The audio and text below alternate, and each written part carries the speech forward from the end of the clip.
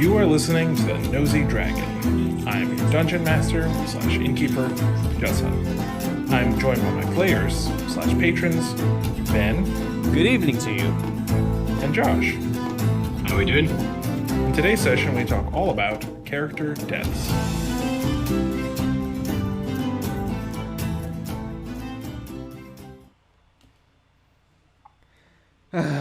This episode was made possible in part by Paylor. Maybe more about them later in the episode. Welcome to the tavern, guys. Hello. Oh my gosh, man. Down. It is crazy out there. It is- Nearly died on the way in here. Did you lose another party member of your party? I did. Yeah, oh my god. I didn't like the guy, so I'm not broken up, but everybody else did. So He owed me money, Yeah.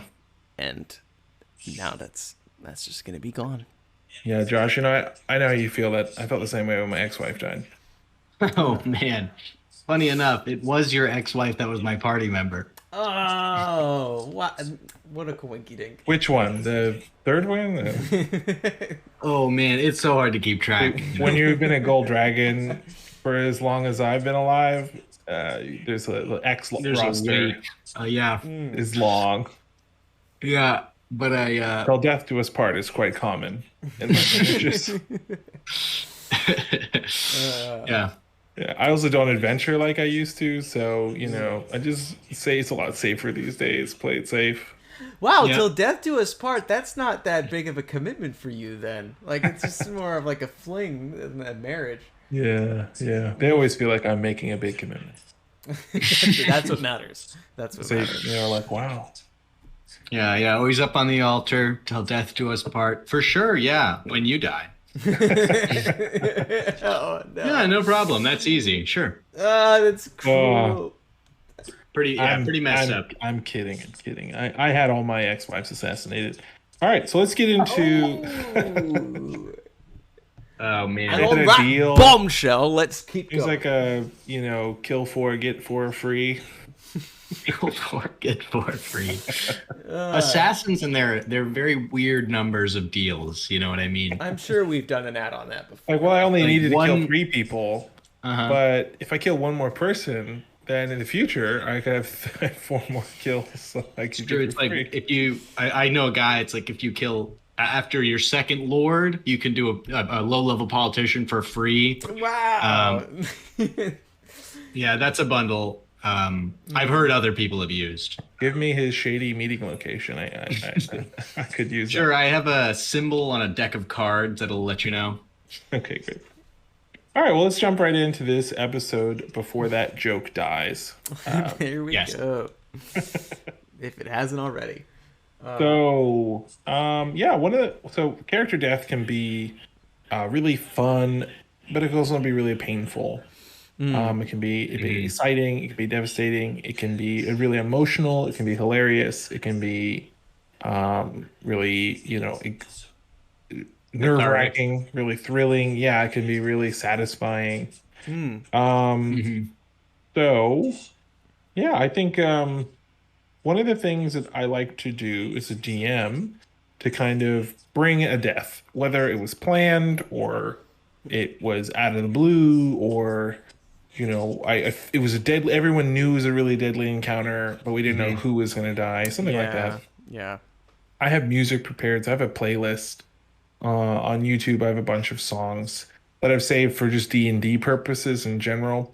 And I'll play some of those sad songs like in the background. And sometimes I'll like start off a little quiet and then kind of like bring it up a little louder. And then, yeah. So I think in order for like bringing in music is a good part of it. But also I feel like it's just like setting the tone in general as a DM to try to like bring that sad, feeling in. So like a few episodes back, I can't remember which one we introduced it in, but we came up with this concept called Spotlight, right? So if you haven't listened to every episode, that Spotlight is a thing where the DM or player calls Spotlight. Everyone stops what they're doing, stops talking, and gives their undivided attention to that player and the DM as they go through kind of a one-on-one role play scenario.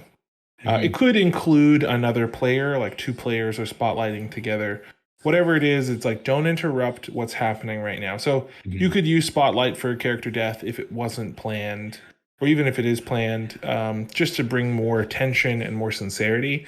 Is sincerity the right word? Seriousness. Sobriety. Sobriety is a good word for it. Yeah. It's very much like this is a moment separate from all the other moments of the campaign. It's time to bring focus in. Yeah.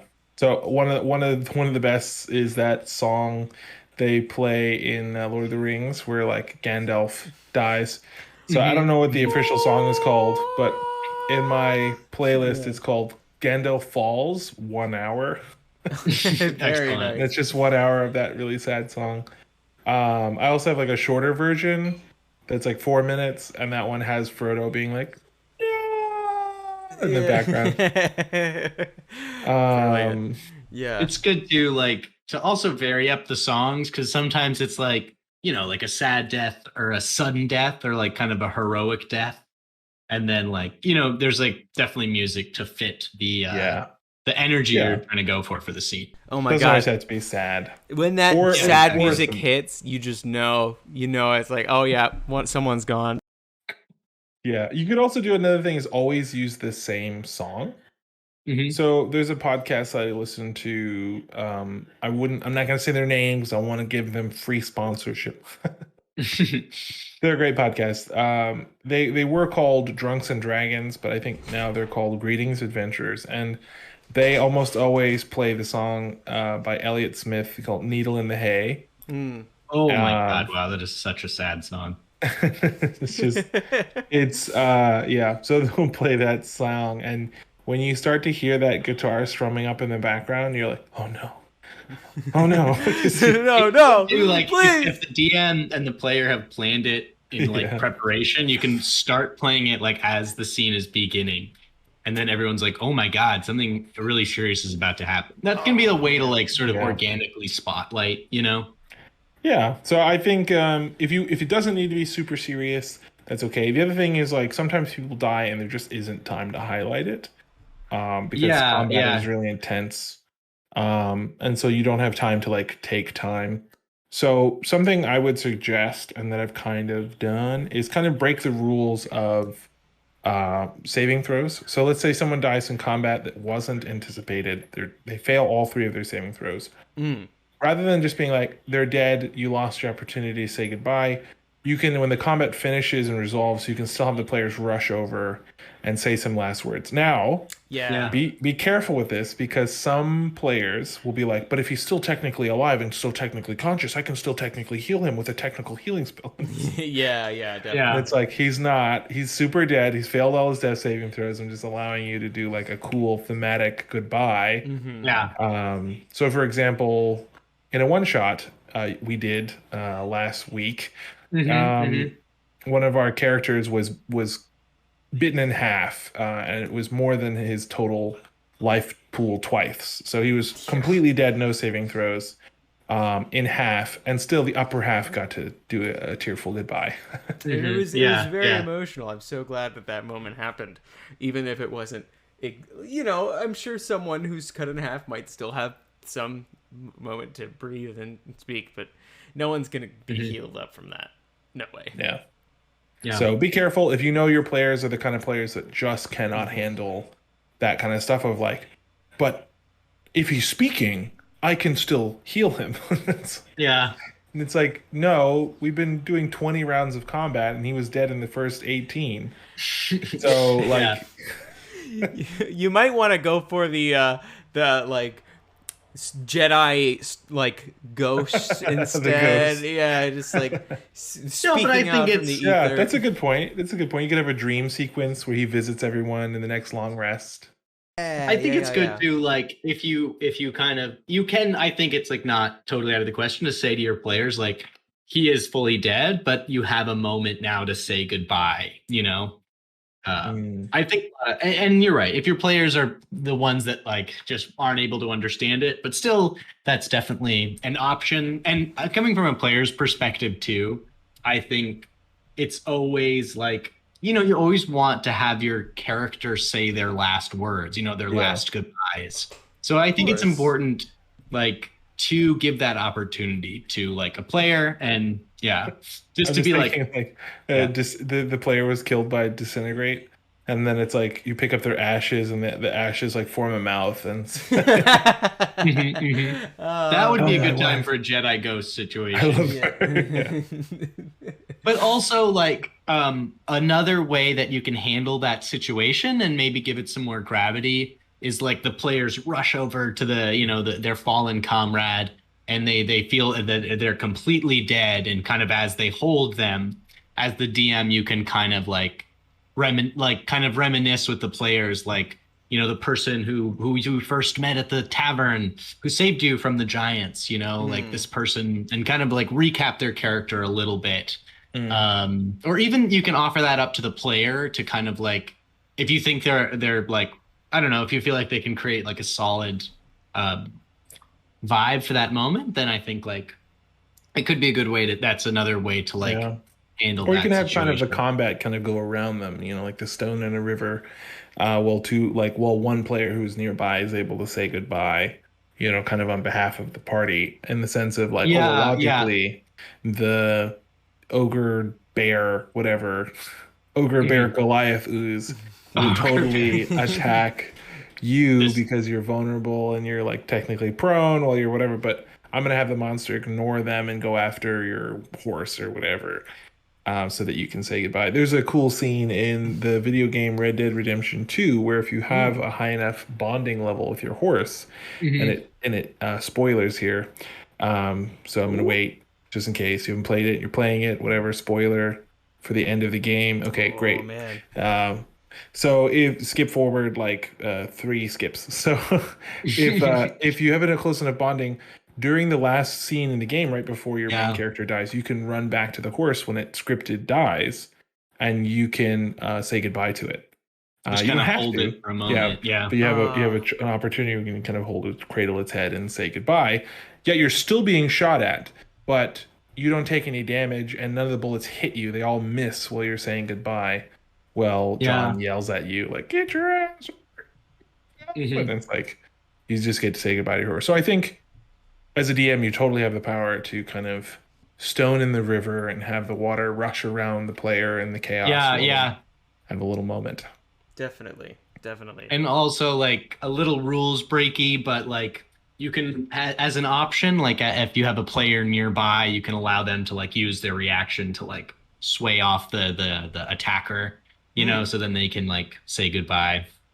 That's like super, like if it's in the moment, but I think like giving the option for like someone to run, like run up and block the sword as it's like going to deliver the final blow. Yeah. Just so they have a moment to be like, it's okay. Yeah. Speaking of those diversions, sometimes when you're setting up for a campaign, your players will express that like, sometimes character death might be too much to deal with at all, and that's not always the case. Sometimes you'll have players who like intentionally want there to be a lot of weight on like death, and having death be a lot more common in their campaigns. But it's important to note that sometimes, when people get so attached to their characters as you can be in Dungeons and Dragons, to lose them, especially when it's not planned out, it can be really, really heart-wrenching. Yeah, and I think that's a good thing to talk to your players about, and specifically, like, I think, like, specifically how that player feels about their own character dying, and I think also, like, saying, like, oh, this this is just if you think you have a group like this, but, like, oh, this combat's going to be really intense, and likely, people might die. I think that's usually DMs do that, but it's a good thing to like say to prep players, and how I've if always someone's handled really that in like a session 0 environment where players told me like, oh, I'm not okay with my character dying at all in this campaign. What I did was I just told them to get the fuck out. It is hard because it's like it's such a part of the game, and then have someone who's like immune to like Just like you death. just have perfect plot armor, and just like, well, look, all right, you all the players have a certain level of plot armor. Like, come on now, like it's Yeah. what's the point of combat if you know you cannot die? Like, It does eliminate a lot of the stakes for that person. And then sometimes it's hard to justify. They're like, well, I run into the dragon's mouth and then climb into his belly it can be and kind of cut my boring way too. out. Because Yeah. it's like you're watching a TV show that's 13 seasons, and you know that the main character is still alive in the 13th season. You're watching season one, and it's like, Yeah. is he gonna die? And it's like, no, I know he's Yeah. fine Yeah. for the next You're kind of 13 like, seasons. I know. let's move this along. We all know he's going to be fine. Oh my god, yeah. So, and that's the worst. Like it just cuts through the tension in the worst way possible. Just kills. And it them. also like totally breaks your like immersion and also like your like yeah, like the feeling of stakes. Exactly. Yeah. Because people die like all the time. It's just kind of life, especially if you know, Yeah. if your stakes are there, then you know that's what makes the moments of combat and tension. It can be and really adventure. unexpected too, and it can be really sudden. Like, you know, you're like, let's say like you're doing a podcast, right? And then, oh, Josh, who is that behind you? Wait, who? Oh God! Oh my God! That was the assassin I hired. Oh my God! I miscommunicated. The to and from. Oh shit! Wait. No. You're gonna get through this. Hey, buddy, drink this. Drink this. Come on. Oh, wow. Crawling in the alley. Be careful. You're getting blood all over the inn. Oh my God. Sorry. I'll just go walk outside. Sorry.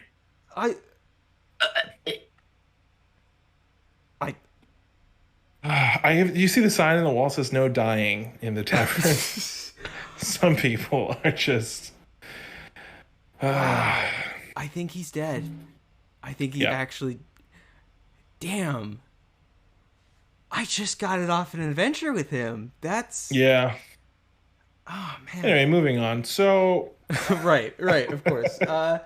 So when to revive or not to revive. That's it. You know what? I feel like that's a very appropriate question here.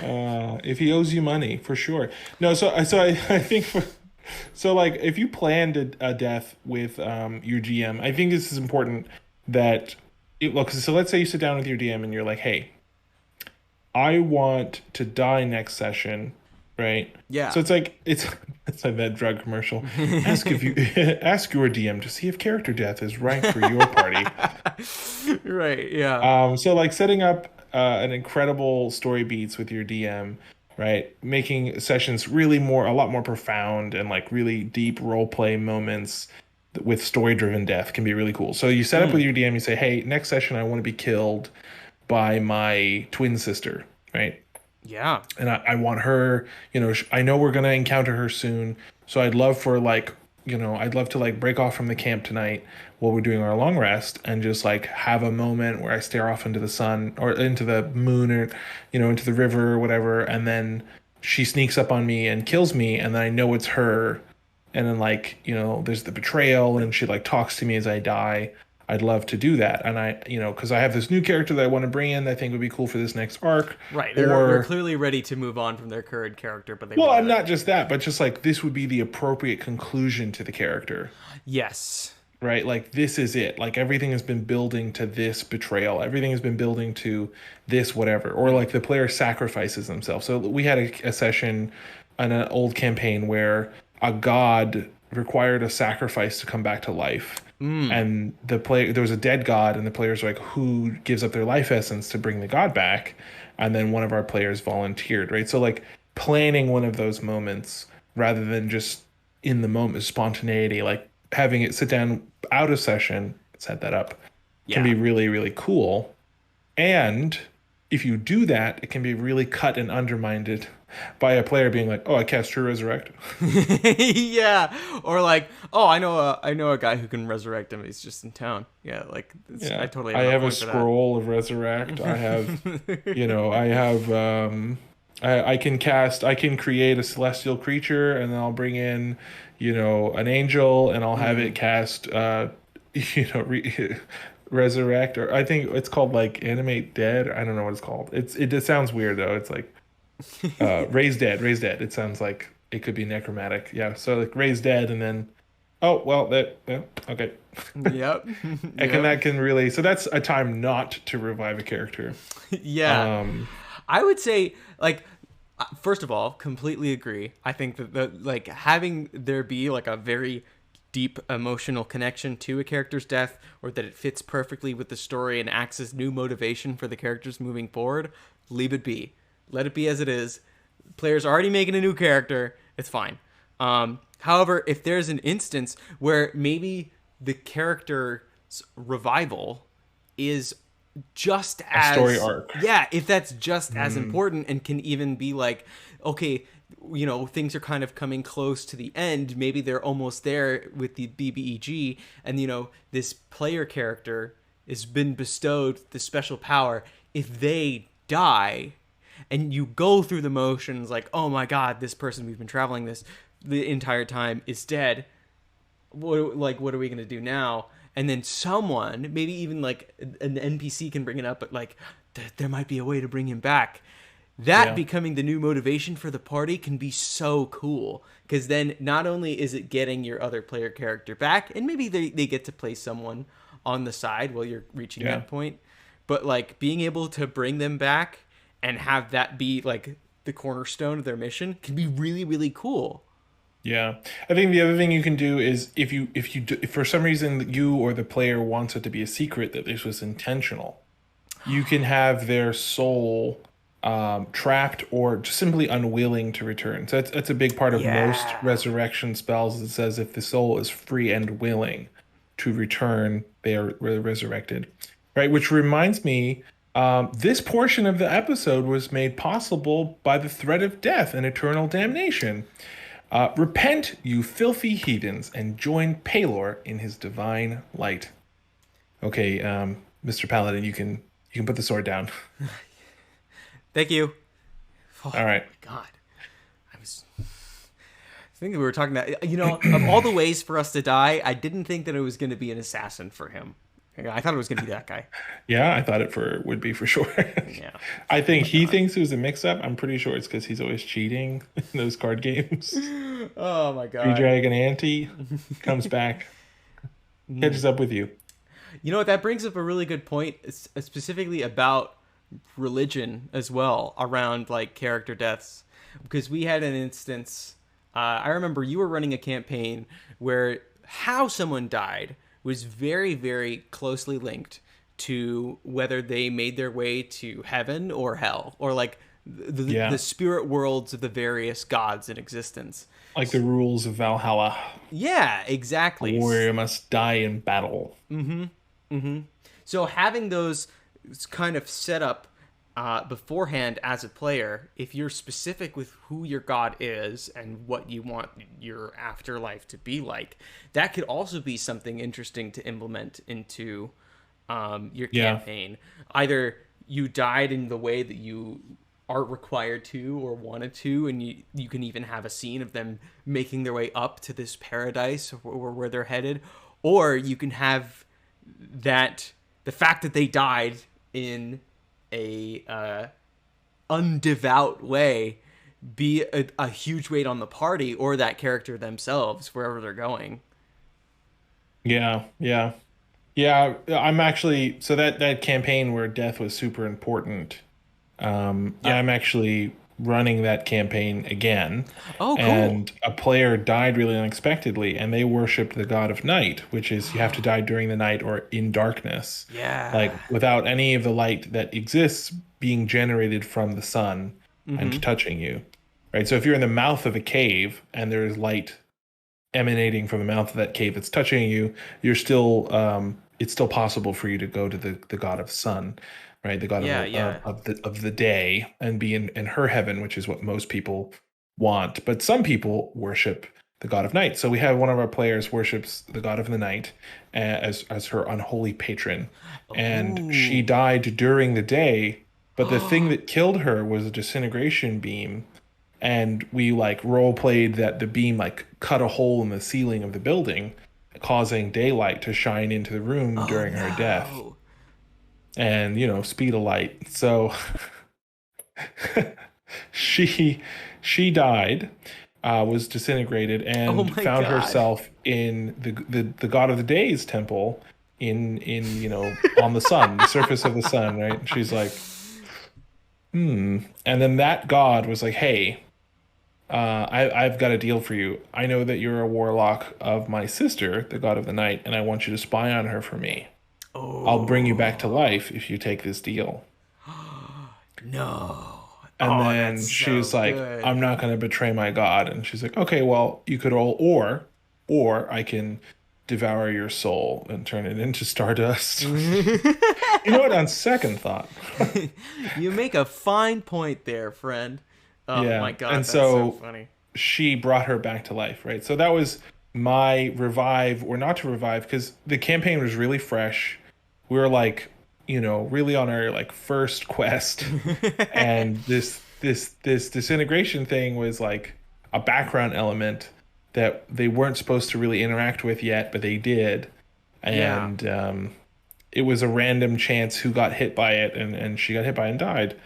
She paid the And price. so yeah, that was a time where I was like, okay, we definitely need to revive this character because it's really young, it's really fresh, and this player is really new to the game and probably wouldn't enjoy too much just dying so unceremoniously.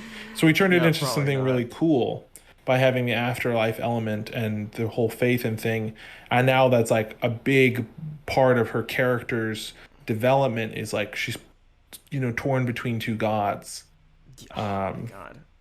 And so it became like a cool story beat rather than just ending that story and having it be really abrupt and unfun for everybody. Oh my god. Wow. See, that's the exactly the kind of thing that if you were playing it, that like, oh no, character death isn't a thing, you'd be missing out so much on interactions like that. Mm, Especially in the world where the gods are pretty real and there. like Paylor. Yeah. Actually, you know what? I mean, he's not still here, is he? The paladin guy? I think I saw him leave. Okay. I doubt he's still around. Guys, man, what's the deal with Paylor? I mean, I sure I get the paladins are pretty devout, but honestly, fuck the guy. Like, I mean, oh, I thought you left. Sorry, no, just joking. I was just wait. No, what are you do? Put it away. Ah! Oh God! Oh, I was kidding. Oh, I was kidding. He wasn't kidding. Send my money to this bar. I sure will with all how much you owe me. Oh my gosh. Wow, two deaths in the same session. Yeah, well, I'll just Mr. Pellin, why don't you take a seat? Speaking of the matter of death, um, yeah, I think so. It can be player death is always, of course, a big topic, right? It can be kind of taboo to kill a character in kind of a random encounter. For example, I was DMing a campaign for Ben, and we were doing kind of a side mission. Not everyone could make it to the session, so we were doing kind of a side quest and slash like an exit mission for one of our players. They were moving and they were going to leave, and we weren't playing online at the time, so we were like setting up a little one-shot side quest exit mission. And Ben decided to join that, and his character was killed during a random encounter. Um, yeah, it was pretty crazy. Some random stuff was rolled and some damage was dealt, and his character was pretty squishy. His character died, and it was very upsetting. Um, for everyone, all involved. I was really like, oh shoot. And Ben was pretty hit by it pretty hard. He shed a tear or two for the passing of this beloved character. He even had like commissioned art for the character, which, in my experience, can sometimes be the unlucky charm for that character.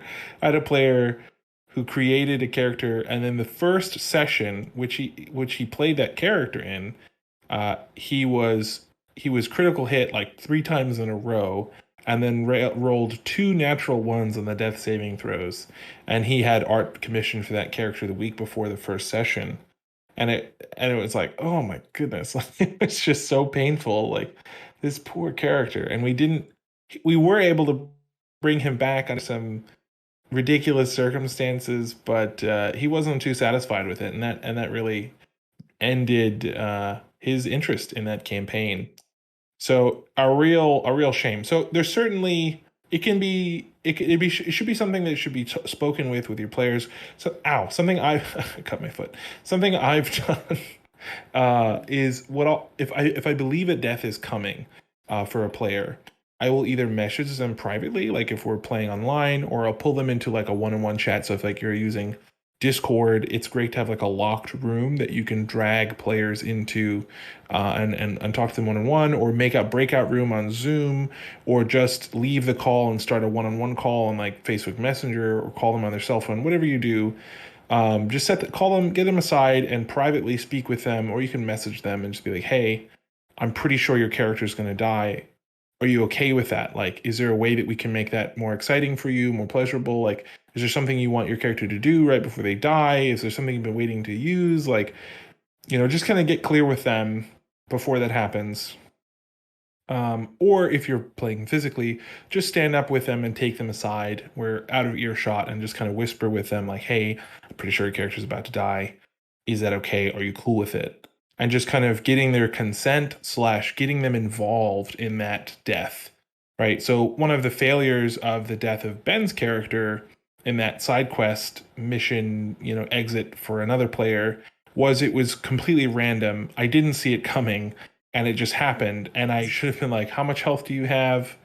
Interesting. Yeah, you're at 1 health. You take 16 damage instead of 68 damage," or something like. It could have handled a little bit better, I think, in hindsight. Or had I rolled the damage and see, oh, he's gonna die, that would have been a perfect opportunity to be like, okay, and step aside with him, and be like, "Hey, man, I just rolled a crap ton of damage. What do you want to do? Like, I'm open to anything. We can roll it rules as written and just let you die.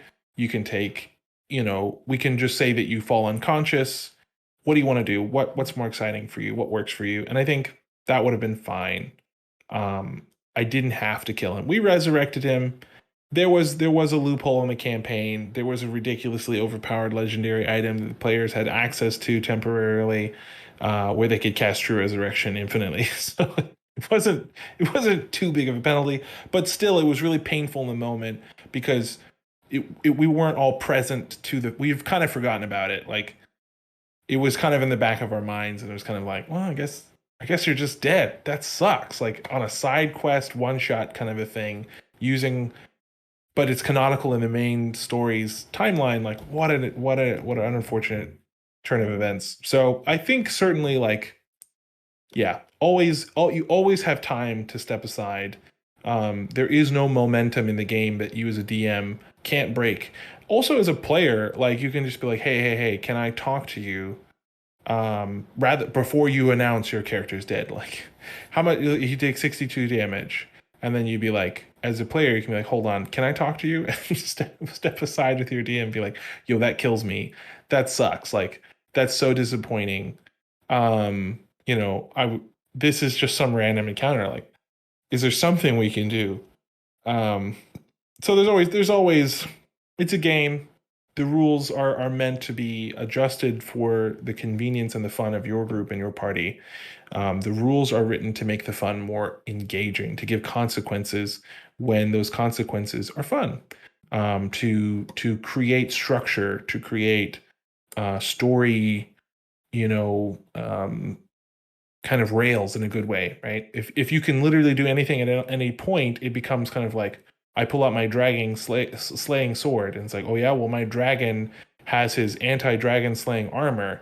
And you're like, oh yeah, well, I have my acid of destroying dragon slaying armor, and it's like, it's like kids on the playground. So rules are important, but not so important that it overshadows fun no matter what. So I think just keep that in mind. Of course, you're smart. You probably already know that. Paladin nods his head yes. Yeah. Dying in combat versus out of combat. I think dying out of combat is really rare for most campaigns. Yeah, I don't know. Have I ever had a character like die to an illness or like just a story moment like dying? I guess when that time when one of our players sacrificed his soul for the god, he died out of combat. So I guess it has happened. It's exceedingly rare. So for the most part, it's in combat, which makes sense. It's the most dangerous time of the day in an adventurer's life. Um, yeah, I don't know. I guess preparing for dying in combat is pretty much everything we've already talked about, but dying out of combat, I guess, is like even more cinematic and definitely more preparable. So I feel like, yeah, the same kind of more of what we've talked about. So let's say a player isn't there. Is it okay to kill their character? So let's say the circumstances are player isn't there, but we started combat last week. So last week we started combat halfway through the session. Combat continued up until we had to end the game. And it's like, okay, guys, we'll see you next week.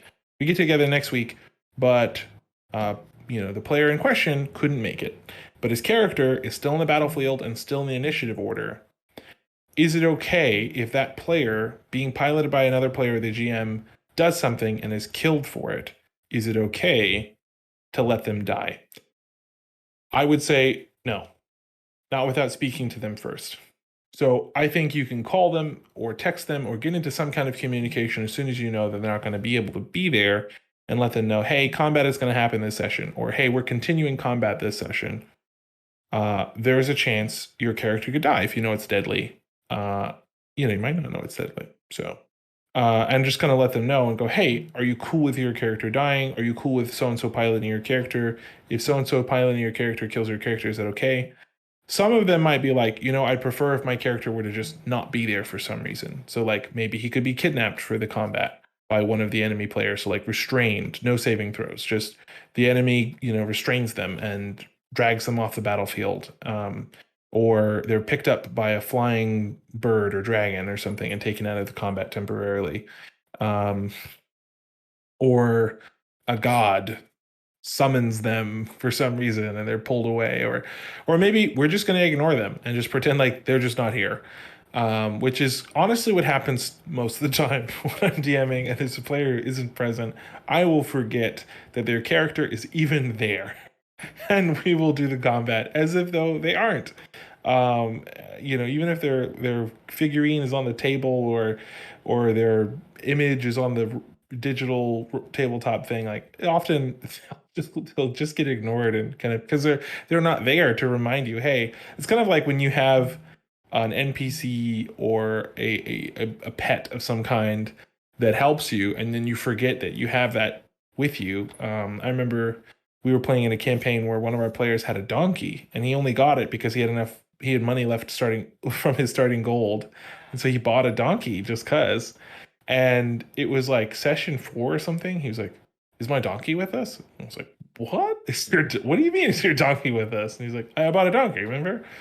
And it's like, "Oh, right. So we climbed up this mountain and you were dragging the donkey along the whole time?" Like, wait, huh?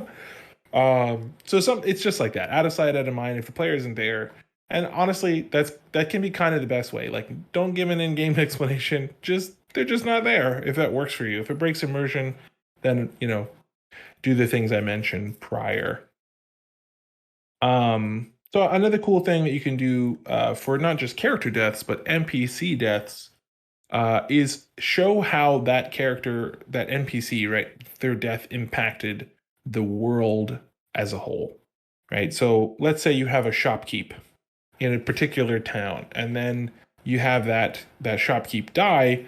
The next time the players come to town, you can have his son running the shop, or his daughter, or her daughter, or her son, whoever it was running the shop, and you can have them have some new policy like no weapons allowed in the store, or we don't sell to adventurers, or perhaps it's the son or daughter or cousin or some sort of family member or friend running the shop, and now there's a bunch of armed guards that they've hired to protect the shop, something like that. Or perhaps the shop is just closed down, it's boarded up, it's desolate, and in general, the town is struggling now because they don't have that shop, which everyone relied on for their trade goods, like their food, their necessities, water, alcohol, bread, meats, saddles, ropes, all that stuff. That one trader did all of the work to get those exports into the town, those imports into the town,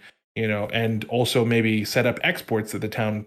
Maybe there's a mine nearby, and all of the mining trade went through that innkeeper. So you could have a whole town die because of an NPC, basically, in the sense that, well, that one NPC was really essential to this small town's economy or something like that. Or perhaps that person was cherished and beloved by that community, and now you're hated. Your party comes back and they're instantly hated, and nobody's cool with them being there. Or they hire bounty hunters. Another way that it can change is, so one of my campaigns, there is a refugee situation where there's a bunch of orcs that are being pushed out of their homeland into the humans' country by an undead plague. And the humans are sympathetic to the orcs' issues, even though they were warring in the past. There was a treaty, whatever, blah, blah, blah. And now there are all these orcs being displaced into the human land. And one of the first encounters is these orcs that don't speak common. And they're coming to this town, and they have a note from the king saying, please give refuge in this town to this family of orcs. But the orcs don't know the customs and how to communicate because their culture is super different. And so when they first arrive to the town, it kind of resembles a raiding party. And the party is kind of left with this moment of like, do we do this diplomatically or do we kill them? And they're not yet aware of the whole orcs being displaced and refugees, and neither are the town, because information travels slowly in the campaign, because I'm kind of basing it on the medieval time period, and not only it's not like you can just open up your iPhone and look at the latest news and, oh, look at that, there's a undead plague pushing the orcs out. Like, so yeah, and some I've run that campaign. It's kind of like a module I created, and I've run that campaign multiple times. Some groups would fight and kill the orcs. Some groups would convince the orcs to leave and not accept their asylum requests, and others would figure out why they were there and read the request from the king, and then explain it to the town guard, and then they would set up a little home in that area. No matter what they did, I would always reflect going forward how that impacted, right? So if they killed the orcs, then the next time they see orcs, it would have started kind of a war where the orcs were like, hey, we thought we were still agreeing to the treaty, and you're killing a family, and that particular family is of note. They're kind of like, they're important in that specific family is important to a really large tribe of orcs, and so it creates a huge political upheaval if you kill those orcs, because politics. And so then a war starts, and now there's an undead plague and orcs and humans fighting, all because of one tiny little, it was like 12 orcs or something. If the party decides to fight those 12 orcs, it changes the whole campaign's kind of heading as far as the background of these orcs coming into the human land. And that's something that can be really exciting as a DM, and can be really interesting as a player to see how the world is impacted and evolved from a political standpoint, or from economic standpoint of how something can be impacted. And you don't have to like think of every nitty gritty detail. Just kind of, when you come back to a place, just, is it improved by their actions?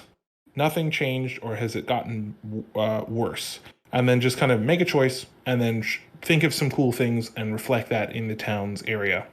If you're not great at thinking on the fly, write down some of those things, and then maybe like roll on a, write down like 6 options and roll a d6 and be like, oh, it got worse, or oh, it got better.